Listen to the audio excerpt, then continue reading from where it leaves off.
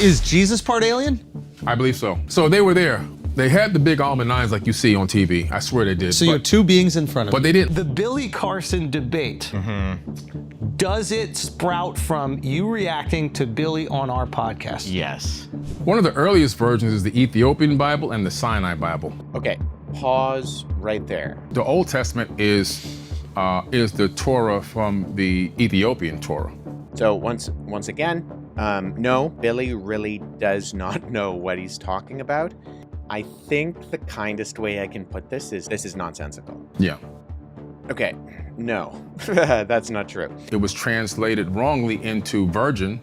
Again, this is just Billy putting on display his lack of knowledge of both the biblical languages and how they were understood in the ancient context and are understood today. When we were like, we're not fact checking any of this, this is just for fun. Yeah. Yeah. And you were like, I'm gonna fact check the fuck Well, because people kept sending me these clips. When the now famous Bible scholar Wes Huff appeared on the Flagrant podcast with Andrew Schulz, Wes basically revealed that the reason he was able to debate Billy Carson in the first place, which led to him going viral, getting invited onto the Joe Rogan podcast, and instantly going from a no-name YouTuber to one of the most famous Christians in the entire world, was because of Andrew and the Flagrant podcast. Wesley, thank you so much for taking the time. I'm very excited for you to be here. We must state that I'm not taking any credit for your success. Neither is Mark, neither is Alex, neither is Akash. Never. Okay? I'll give it to you. No, don't do it because you earned your success, okay? The Billy Carson debate, does it sprout from you reacting to Billy on our podcast? Yes. Okay. Because I made response videos. Yes. To you guys. Yes. Because people kept sending it to me. Yes. Yeah. Now, did you watch the whole episode when we were like, we're not fact checking any of this, this is just for fun? Yeah. Yeah. And you were like, I'm gonna fact check I'm the gonna fact check. Well, because people kept sending me these clips. I know. It's the thing about Billy is like, I know he's full of shit, but he doesn't know he's full of shit. And that's why, at least I didn't think he was a con artist. I was like, he really believes it, and this is kind of fun. So we're like, listen, we're gonna have some fun today. But then when things get clipped out and put on the internet, people believe it 100%. When he's so confident. Yes. You know, I actually never watched Wes's original responses to Billy that kicked off this whole epic saga until very recently, and I thought I would share them with you, along with some of my own thoughts and commentary. First, Wes lays the groundwork, preparing you all for just how much of a fraud Billy Carson really is. what I want to do in this video is I want to play and react to not the Joe Rogan Experience conversation between Billy Carson and Joe Rogan, but actually the statements that Billy Carson says on Andrew Schulz's Flagrant podcast, because there he addresses specifically the Bible. And so he says a number of just like ridiculously outrageous things. Keep in mind, Wes is only going to be responding to the ridiculously outrageous things Billy said on the podcast regarding the Bible. There were other, equally ridiculously outrageous things that Billy said on the podcast regarding other things too. Is Jesus part alien? I believe so. And was he part alien and trying to do good? Yes, I believe so. So he was breaking away, he was using his power, and he's like, yo, what these aliens are doing to us is f***ed up. Right. We need to break free from that, and I'm gonna liberate the people. Yeah, so you have to understand, you're right on point. So with your situation, you believe you saw a UFO. Yeah.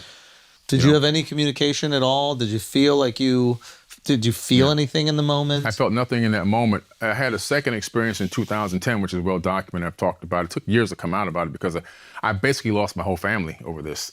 No way. Yeah. You came out of the closet? No, Diddy. No. But yeah, Tell me, what happened?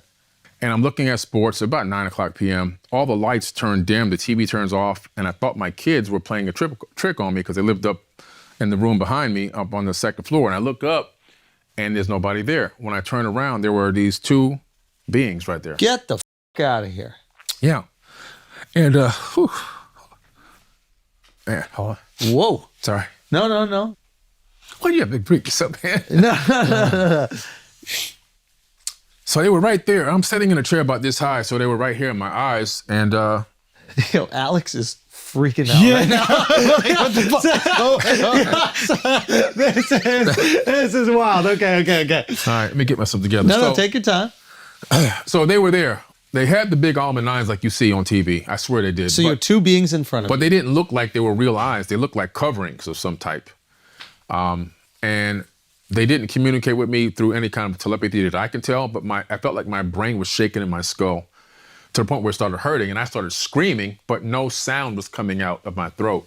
I can feel the air coming out, but I couldn't hear it myself. Maybe Billy really believes all of these things he is saying. Or maybe Billy knows that saying outrageous things is the way to go viral and become famous. Regardless, there are enough people who believe pretty much everything Billy says that Wes thought it was worthwhile to make this video debunking the lies Billy made about the Bible. The first thing Wes debunks is what Billy says about the earliest Bible. You said that they had doctored the Bible. What's the earliest version of the Bible that exists? One of the earliest versions is the Ethiopian Bible and the Sinai Bible. Okay, pause right there. One of the earliest versions is the Ethiopian Bible and the Sinai Bible. So the Ethiopian Bible is written in a language called Ge'ez. And our oldest copy of that comes in the form of the Garema Gospels from potentially as early as the 4th century, more likely from the 6th century AD. But this is only the 4 Gospels. And they're very much a translation from the original Greek into the ancient Ethiopic language of Ge'ez. What Billy Carson appears to be talking about with the Sinai Bible, I believe, is Codex Sinaiticus, which is most likely our earliest copy of what we would think of as a Bible, in that it includes Genesis to Revelation all in one single volume. It dates from the 4th century. We, of course, have copies of each individual book of the Bible that exist in independent scrolls and books that predate those two documents by centuries. But I guess when Andrew asks about our earliest Bible, what he's probably referring to is what the Bible eventually started to look like as a single bound volume, what we would think of it as today. It was normative, though, for both Jews and Christians prior to the 4th century to consider individual books as scripture without them all being bound in a single volume like we have today. But I think what he's talking about when he says the Ethiopian Bible is probably the Ge'ez Gospels, in the Garema Gospels, and the Sinai Bible is probably Codex Sinaiticus. Numerous Greek papyrus fragments of the individual New Testament books predate the Abba Garema Gospels and Codex Sinaiticus by centuries, such as Papyrus 52, a fragment of the Gospel of John, dated to around AD 125, and Papyrus 104, containing portions of Matthew dated to the late 2nd century. Other early examples include Papyrus 46, an extensive collection of Pauline epistles from around AD 200, and Papyrus 66, a near-complete Gospel of John, also dated to around AD 200, demonstrating that copies of separate biblical books circulated much earlier than any compiled volume. Next, Wes responds to a strange claim Billy makes about the Torah. The earliest version of the Bible, or one of the earliest, is in Ethiopia. What are the differences between that Bible and, let's say, like the King James? Okay, and a couple things. The first, the Old Testament is the Torah from the Ethiopian Torah. Wait, the oldest Torah we have is also Ethiopian? Yeah. Okay, no, that's not true. The earliest copies of the first 5 books of the Bible, the Torah, or what's sometimes referred to as the Pentateuch, were written in, that are written in Ge'ez. Once again, that's the language of ancient Ethiopia. Those fall comfortably into the medieval era, and actually the late medieval era. We're talking 14th to 16th centuries AD. We actually know that Syrian missionaries brought versions of the Septuagint, which is the Greek translation of the Hebrew Old Testament, down into Ethiopia, into the kingdom of Aksum early on, and then those were translated into Ge'ez. But it is just patently false that this is the earliest Bible, the oldest Bible. We have fragments of Genesis from the Dead Sea Scrolls that predate the Ethiopian ones by over 1,000 years. So this is just...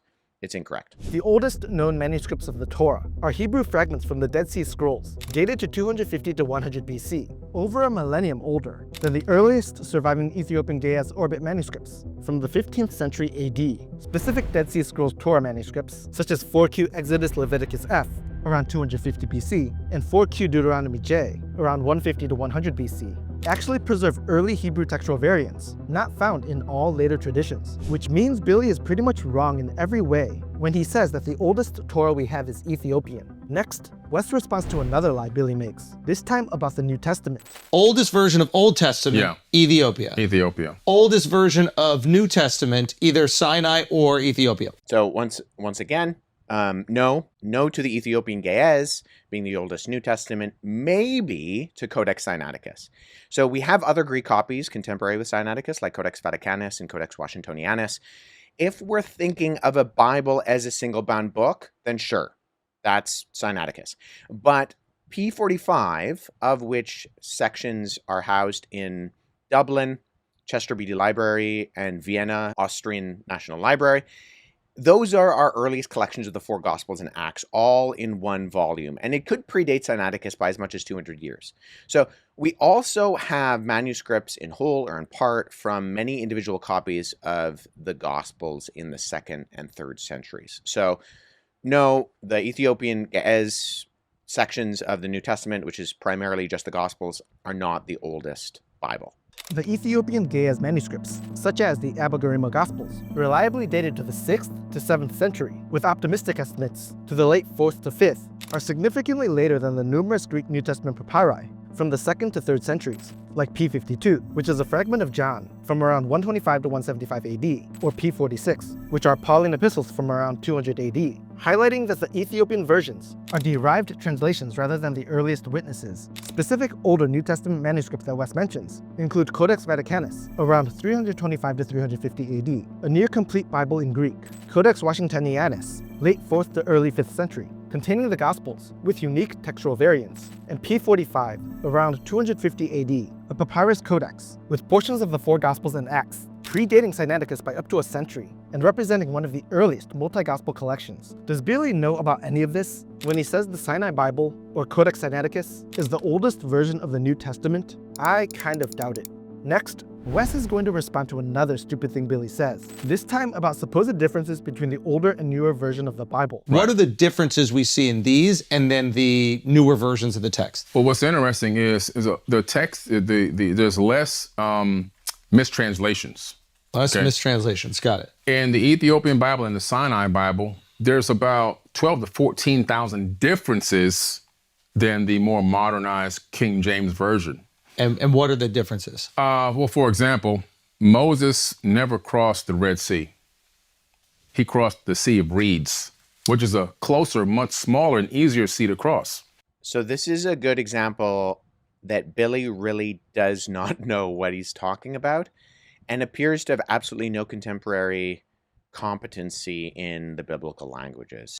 The Hebrew term Yam Suf means Sea of Reeds. So in Joshua 24:6, when it says that God brought your fathers out of Egypt and you came to the sea, and the Egyptians pursued your fathers with chariots and horsemen to the Red Sea, that term at the end of the translation there is Yam Suf.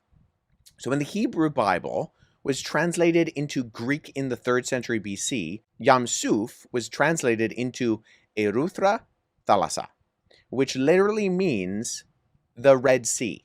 So this phrase is the same term that the author of Hebrew uses when he recounts the Exodus story as well. But if the Exodus account in the Ethiopian Bible says the Sea of Reeds, that's because that is what the Hebrew calls it. It's not a different body of water. It's just Billy not knowing Hebrew and thinking he stumbled upon some sort of conspiratorial change, when in reality, it's just him unfortunately not knowing what he's talking about. And notice, Andrew is asking for differences and Billy isn't actually giving any. He's sharing factoids and using a lot of the right words in the wrong way, but none of what he's saying actually has anything to do with the question actually being asked concerning differences in the manuscripts. So once again, Yam Suf means Sea of Reeds. That's what the Hebrew Bible says. We draw the term not from the Hebrew Yam Suf, but from the Greek, which translates to Red Sea. And that's what it's called today, because that's what it was called eventually when the Hellenism took over the ancient world. The quote-unquote Sea of Reeds isn't some lost or alternative reading that points to a completely different body of water. It's just the straightforward English translation of the exact same Hebrew phrase that appears over and over in the original Exodus story. Both Sea of Reeds and Red Sea describe the very same place and event in the Bible. The difference is only in how translators chose to render the Hebrew name, with reeds capturing the word's literal meaning, and Red Sea reflecting how ancient Greek translators identified the location geographically. Billy is likely referring to the shallow, reed-filled lakes and marshes in Egypt's eastern Nile Delta, such as the ancient Bala Lakes or Bitter Lakes region, that some modern scholars propose as a more plausible natural location for the Exodus crossing, probably because it might not then require an actual miracle from God. But this is simply an ongoing geographical debate based on the Hebrew term's literal meaning of reeds. Nobody is hiding or covering up the idea of Yam Suf, literally meaning Sea of Reeds. Next, Wes responds to what Billy says about the word Elohim. Also, another mistranslation is the God.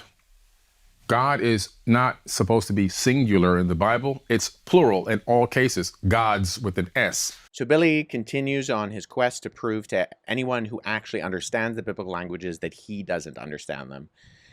Because the ending im normally indicates a masculine plural in Hebrew. So Elohim, at face value, looks like a plural version of the word El, meaning God, and the im plural ending. And so therefore you could mistake it for then being the plural gods. Now, in some cases, Elohim does refer to plural gods. The problem with this is that the word Elohim is what's known as a concretized abstract plural. And this is a function within the Hebrew language where a plural word is used in a singular sense. It's true that this is outside of the norm of standard Hebrew grammar and syntax, but it's not some sort of mystery. This is standard kind of learn Hebrew 101 stuff. And a concretized abstract plural operates in a similar way to, say, the English word sheep. So we can have one sheep or 50 sheep. It's the verbs around the word, in both cases for Elohim and for sheep, that tell us whether we're dealing with a plural or a singular. This is just a display of complete ignorance of how Hebrew works and operates as a functional language. I've heard Billy Carson say this elsewhere. It's just not true. It's just an example of how he doesn't know and understand Hebrew. And one simple way to see how this renders and was understood is to go to, once again, the ancient Greek translations of the Hebrew. So some of which predate Jesus by hundreds of years, and see how they understand and render the plural word God in the Greek theos, because you have a plural and you have a singular form of that word in Greek. And the context in the Hebrew and both the ways that it's translated into Greek give us an indication of how it should be used and how it is being used. But when Billy Carson says, well, you know, the word Elohim is plural and therefore it means gods, not God, it's just him displaying that he doesn't know how to read Hebrew. Billy Carson's claim that Elohim always means plural, gods, fails to account for its frequent use in Hebrew as a majestic plural, a grammatical form where a plural word is deliberately used for a singular entity to express greatness, authority, or reverence, much like how a king might say, "we decree," instead of "I decree." This majestic usage is clear in verses like Genesis 1:1, where Elohim acts alone, as creator with singular verbs, and in Deuteronomy 5:7, "You shall have no other Elohim before me," and Exodus 23, with the same wording, where singular verbs and context confirm reference to the one true God, while contrasting cases like Genesis 6:2, "sons of the Elohim," show the same word used for multiple divine beings, proving that Hebrew relies on surrounding grammar, not just the plural form, to determine meaning, a key nuance Billy completely overlooks. Next, Wes responds to more misinformation from Billy, this time about a pagan god named Enki. In the Bible, you have the gods are Enlil, and who's also known as Yahweh in the Bible. Yeah. And you also have Amen-Ra, the great Amen. He's, when you say the Lord's Prayer, that's Enki's prayer. Our Father who art in heaven, hallowed be thy name, thy kingdom come, thy will be done on earth as it is in heaven. Give us our daily bread, blah, blah, blah. That's Ptah's prayer, who's also known as Enki. I think the kindest way I can put this is nonsensical. I don't know a better way to put it. Enlil is the Sumerian god of the air, okay? It's not Yahweh. While it is true that later Mesopotamian lore incorporated Enlil and worshipped him as the king of the gods, He's firmly one of a pantheon of ancient Near Eastern gods who are worshipped by the Mesopotamians. Yahweh, on the other hand, is the God of the monotheistic faith of Judeo-Christianity. And there are two prayers that I think Billy could be talking about here. And so one is the prayer of Enki for Ashurbanipal, but it reads like this. Here, I pulled some up for you. Okay, so it says, I, Ashurbanipal, great king, mighty king, king of the world, king of Assyria, king of the four quarters of the world, king of kings, prince who has no rival, who by the command of the gods, Ashur, Shamash, and Marduk, who rules over the upper sea to the lower sea, and has subjugated all rules, who provides butler to the gods, as Esagil, the palace of Marduk, and the spouse of the gods, whose doorbell I made glisten like the stars, and the firmament who repairs the damaged parts of their sanctuaries, who establishes my protection over the cult centers, whose deeds are pleasing to all the gods, and whose shepherdship is sweet in the black-headed people. May Enki make my enemy's name and his descendants disappear from the lands, and have no pity on them. Does that sound like the Lord's Prayer? No. Okay, so the other potential candidate is Enkidu's prayer in the Epic of Gilgamesh, but that prayer is a request for Shamash, the Mesopotamian god, to visit him in a dream and grant him favorable omens. None of this is even analogous to Enki's prayer. I don't know where Billy is getting this from. Friends, there is nothing even remotely analogous to the Lord's Prayer in any of these ancient examples. Also, Ptah, the Egyptian god of creation, and Enki, who is the Sumerian god of the creation, they have similar roles within their respective societies, but neither the Egyptians would have thought of Ptah as Enki, nor the Sumerians thought Enki was Ptah. We go on. Billy Carson's attempt to link the Lord's Prayer to Enki ignores huge differences in theology and intent. The Lord's Prayer addresses a singular, transcendent Father who provides forgiveness and moral deliverance unconditionally, while prayers involving Enki typically petition a lesser deity within a polytheistic hierarchy for practical favors, protection, or wisdom, often in exchange for offerings or mutual reciprocity. They're completely different in pretty much every way. Furthermore, Enki is never portrayed as a universal father to humanity in Sumerian texts. Instead, he's a crafty god of freshwater and creation who acts independently or in tension with other gods like Enlil, making any direct equation with the intimate, paternal relationship central to the Lord's Prayer fundamentally mismatched. Next, Wes responds to Billy's wild claim about Jesus not being crucified. I give you one big translation that's off, is they say, well, Jesus was crucified. Whoa. Well, that doesn't exist in the Sinai Bible. What happened It to doesn't him? exist in the book of Barnabas. So let's go to Codex Sinaiticus. Now you can do this for yourself. You can go over to codexsinaiticus.org and you can click See the Manuscript. This is put on by the British Library. And so what I've done is I've just pulled up the Gospel of Matthew, chapter 27 in Codex Sinaiticus. And right here, you say, okay, well, it denies that Jesus died on the cross. Find it. It's at the top. There. So I'm going to zoom in to up here where this is actually the beginning of verse 50, right? So it says right here, but Jesus again cried out with a loud voice and gave up his spirit. Right there. Spirit. Okay, Jesus cried out in a loud voice and he gave up his spirit. He gave up his spirit. This is language of death. It just is. I mean, you can go to any of the Gospels. Friends, they don't read any different. You can go to the Gospel of John. It's not like the Sinai Bible is something secret and magical. You know, the way that it's being communicated here is if this is like, this is some secret that Billy Carson has uncovered. This is not. This is just a 4th century copy of the Bible. And so you can, go through the Gospels and you can read them. That's Codex Sinaiticus. So when he says the Book of Barnabas, I think what he's referring to is the Gospel of Barnabas, which was a 16th century forgery. Yes, the Gospel of Barnabas denies the crucifixion of Jesus took place. But that's because it was written a millennia and a half after the events as an apologetic against the standard Christian beliefs of the time. So there are multiple historical anachronisms in the Gospel of Barnabas, including the statement that the event of Jubilees happens every 100 years. That's what it says in the Gospel of Barnabas. Now, Jubilee is an ancient Jewish practice, but in the Old Testament, it's every 50 years. But this was moved by Pope Boniface to every 100 years in the year 1300. So it appears that whoever's writing the Gospel of Barnabas is misunderstanding what that is. He's referring to what is, yes, an ancient Jewish practice, but then he's sourcing it not in the time frame of the ancients, but actually in the time frame of, the 14th century. It also paraphrases sections of Dante's Inferno, which was written in 1314. So we're talking about something that at its earliest is the 14th century, but is probably even between the 14th and the 15th century. So this is not an ancient document by any stretch.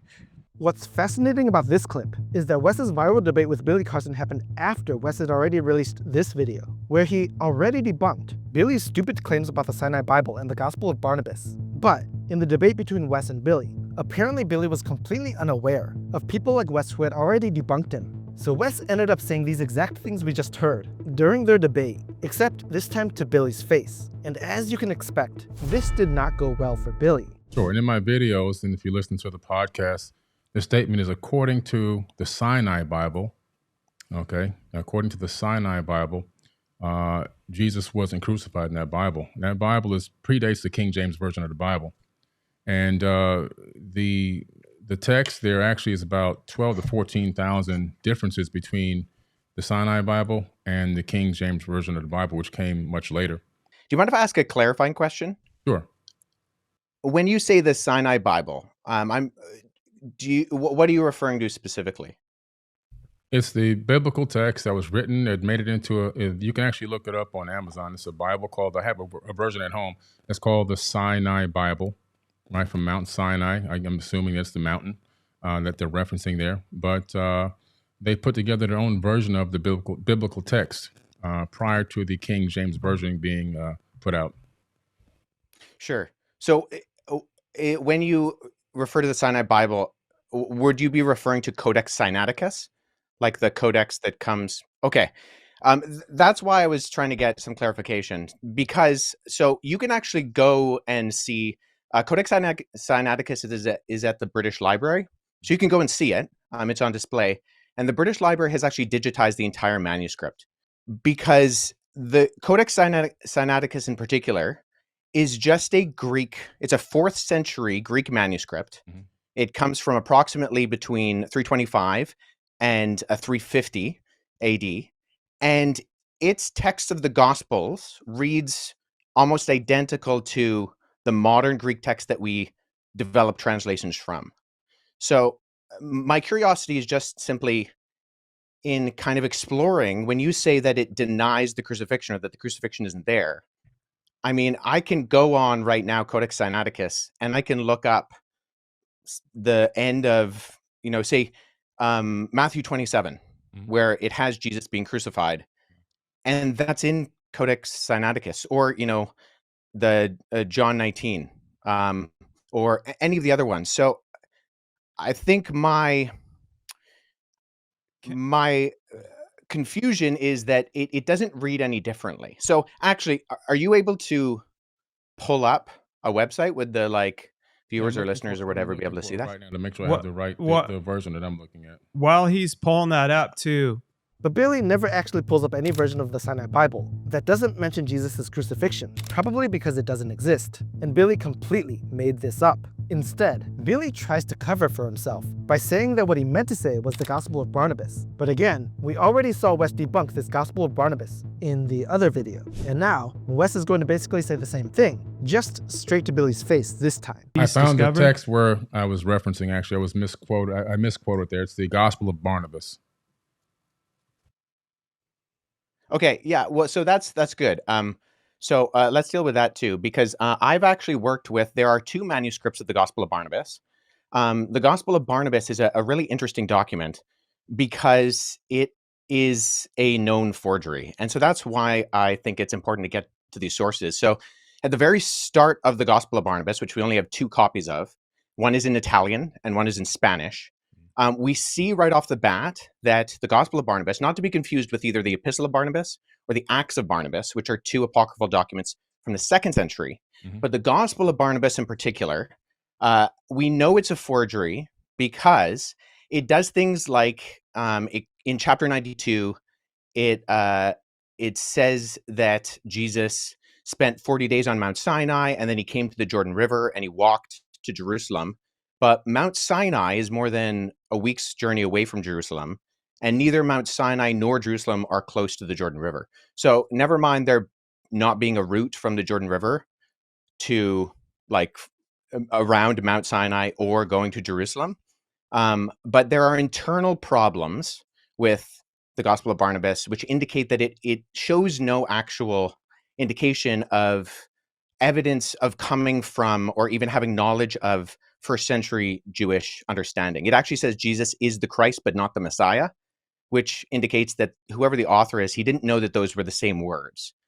And I think a bigger problem is that the Gospel of Barnabas actually paraphrases Dante's Inferno, which was written in 1314. So there's a lot of internal evidences that disqualify the Gospel of Barnabas, never mind the fact that we don't have any evidence of it prior to the 14th century, and none in any other language other than Middle Age Italian Italian and Spanish. But the internal content of the Gospel of Barnabas disqualifies it from being ancient. And then the fact that it's doing things like paraphrasing Dante, or it also refers to a rule of the time of Jubilee, which was changed in the Middle Ages from what it was in the biblical year of Jubilee. And it goes with the Middle Ages concept, not the ancient concept. And so if we're relying on something like the Gospel of Barnabas, which is not just like, it's not that there's debate about it, it's that it's a known forgery. I mean, no one's referring to the Gospel of Barnabas as anything other than... If you say it's a known forgery, yes, but I'm going to go with that. Let's talk about the Old Testament a little bit. First, Billy is simply lying when he says that he meant to say the Gospel of Barnabas, rather than the Sinai Bible, regarding whether Jesus was crucified. They say, well, Jesus was crucified. Whoa. Well, that doesn't exist in the Sinai Bible.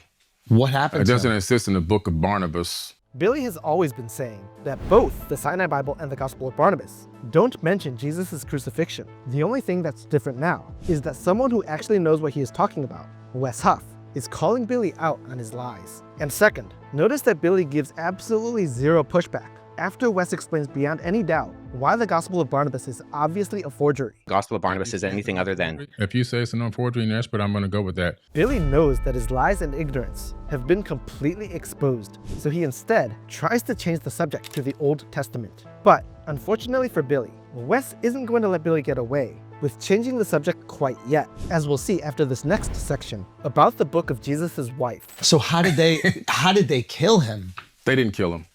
In Harvard Library, there is a book of Jesus' wife at the Harvard Seminary School.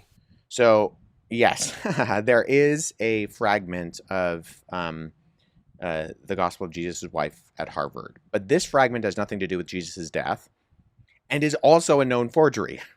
I have an entire post on this debacle concerning the Gospel of Jesus' wife that you can check out. But this manuscript was a modern forgery, cleverly written on legitimate ancient papyrus. So someone found a piece of ancient papyrus and then made a forgery on top of it. And it was outed as a forgery because it made a few copyist errors that the forger carried over from an online PDF version of the Coptic text of the Gospel of Thomas, which was known as Grandin's Interlinear, is known as Grandin's Interlinear. And the forger, not truly knowing Coptic properly, copied from Grandin's Thomasine text, which only exists online, and in their supposed attempt to translate their forgery, outed themselves as having actually copied words from a digital version of the Gospel of Thomas. So they're taking a digital a version of the Gospel of Thomas in Coptic. They're trying to copy sections over into what they eventually tried to pass off as the Gospel of Jesus' wife. But it was a forgery. Everyone in the field of manuscript studies, text criticism, paleography, papyrology, all of this, it's all agreed upon to be modern forgery. This was a huge debacle for Karen King over at the Harvard Divinity School because she kind of staked her credibility on this being original, and then it turned out not to be. So again, Wes had already made this video before his viral debate with Billy Carson, but this exact topic of the Book of Jesus' Wife comes up in their debate, and Wes basically repeats what we just heard him say, except, again, this time, he's able to say it directly to Billy. And then also, one of the things that were interesting is that they discovered the Book of Jesus' Wife, which is at the Harvard Seminary, which according to some scholars, that's a little controversial, but they claim that this is an accurate record that Jesus may have even been married, which then, adds more, if that's true, it adds more to the hypothesis that maybe he wasn't crucified. If you say it's a known forgery and expert, I'm going to go with that. Let's talk about the Old Testament a little bit and leading up into the New. Well, hold on, because do you mind if I address the Gospel of Jesus' Wife? Sure, go ahead. What was her name? Yeah, I'm like trying to write notes like I know what I'm doing, but I'm just curious. So the Gospel of Jesus' Wife doesn't actually mention. So oftentimes what happens is that the text of the Gospel of Jesus' Wife is kind of paralleled with the Gospel of Philip, which mentions that that Jesus would kiss Mary Magdalene on the mouth. And so those are kind of used in parallel to kind of for this argument that Jesus was married. So the Gospel of Jesus' Wife is in the Harvard Library. However, the reason we know it's also not legitimate is because even though the manuscript, the papyrus that it's on, was carbon dated to the 4th century, the text was actually copied from a PDF version of the Gospel of Thomas known as Grandin's Interlinear. And there was a mistake in the Coptic text of Grandin's Interlinear that was copied into the Gospel of Jesus' Wife. So we know that this is not a legitimate document, even though the papyrus is ancient, and this happens a lot with forgeries. I have a couple of friends who have actually worked on projects that have revealed forgeries within Dead Sea Scroll manuscripts and within other ancient Christian papyri. But the reason why we know the Gospel of Jesus' Wife and that Karen King, who kind of vouched for it and she lost a lot of credibility, unfortunately, for her, and she's admitted that it's a fake as well, was because we can tie it directly to not copying from an ancient text, but actually copying from an online version of the Gospel of Thomas in a PDF form. And the mistake on that PDF form was copied into the text that was borrowed in the phraseology of Jesus' wife.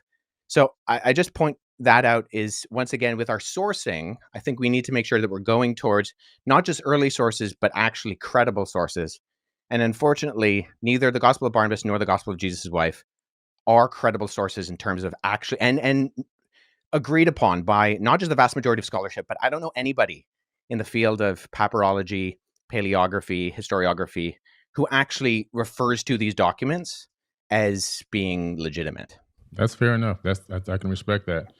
So let's go into the Old Testament a little bit. Again, Billy has absolutely nothing to say in response to Wes completely debunking everything Billy has said about the Book of Jesus' Wife, because Billy knows that Wes has completely exposed his lies and ignorance. Even more damning for Billy's claims is that both the historian who first announced the fragment, Karen King, and the manuscript's owner have publicly acknowledged that the Gospel of Jesus' Wife is a modern forgery, with scientific testing confirming the ink and papyrus inconsistencies typical of counterfeit attempts. Next, Wes is going to respond to Billy's ignorance regarding the word virgin in the Bible. The word for virgin was mistranslated from Aramaic into Greek. So the word originally meant, I think it was laga, which means young woman. By the time it got to Greek, it was translated wrongly into virgin, which then made it into the biggest part of the story of Jesus, which is that his mother was so she a might virgin. not have been a virgin. It's possible. But when I saw what convinced me, that's why I looked deeper. Okay, Billy Carson says he looked deeper. I think the word he's talking about is the Hebrew word alma. I don't know what laga means, but it's not Aramaic, it's Hebrew. Alma, which does in fact mean young woman. However, it more specifically refers to a young woman of marriageable age. So in other words, the word doesn't always mean virgin, but to say it doesn't ever mean virgin is just incorrect. And once again, we can see how the ancient Jewish understanding of the text was perceived by looking at the Greek translation of Isaiah chapter 7, verse 14, where the text in question is translated from Alma into Parthenos. So Parthenos does specifically mean virgin in Greek. And by using this translation in the Greek version of Isaiah, it gives us a clear indication of how they understood Alma operating. So it doesn't specifically mean virgin, but it doesn't not mean virgin. And by translating it from Alma into Parthenos, what that indicates is that the ancient Jews saw this word in its meaning as being a virgin, right? A young woman of marriageable age that clearly means virgin, okay? It's the same word that Matthew then uses when he records the angel coming to Mary and saying, look, the virgin, Parthenos, will conceive and give birth to a son. Again, this is just Billy putting on display his lack of knowledge of both the biblical languages and how they were understood in the ancient context and are understood today. Billy's claim about the virgin mistranslation reveals his ignorance once again. The Hebrew word Alma in Isaiah 7:14 does indeed mean a young woman of marriageable age, which in that cultural context strongly implies virginity, and ancient Jewish translators deliberately rendered it as the explicit Greek word Parthenos, which means virgin, showing they understood it that way. And this is precisely the term that Matthew quotes for Mary's virgin birth. Amazingly, it all traces back to Billy's wildly confident but inaccurate biblical claims made right here on Flagrant, which prompted Wes's initial response video, which then led to the viral debate, the Joe Rogan appearance, and Wes's massive platform today. And then, with Wes returning to the very same podcast that started it all, this full circle moment beautifully underscores how one comedy show's casual conversation sparked a chain of events that exposed Billy's misinformation and elevated careful, evidence-based Christian scholarship to millions. Hey, I'm Mike. If you want to support what I'm doing and help these videos reach more people, would you consider clicking that subscribe button? Thank you so much for watching this video until the end. Here is another one that you might find interesting.